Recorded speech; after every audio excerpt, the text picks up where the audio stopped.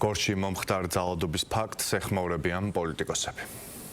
ეს არის სისტემური დანაშაული, ეს არის ნაციონალური მოძრაობის ყველაზე ცუდი პრაქტიკის დაბრუნება დღევანდელ პოლიციაში და სამართალდამცავ სტრუქტურებში.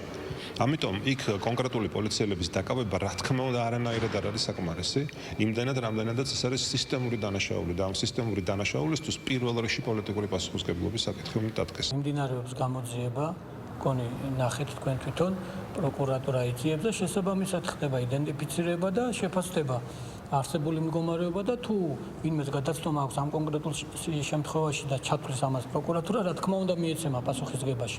მტკიციერად ვერ მოხდა რეაგირება ამ კონკრეტულ შემთხვევაზე. ძალადობა ნებისმიერი მხრიდან უნდა იყოს აღკვეთილი და კანონის მიერ კაცრად დასჯილი, ასე რომ ვერავინ პასუხისმგებლობას თავს ვერ არიდებს.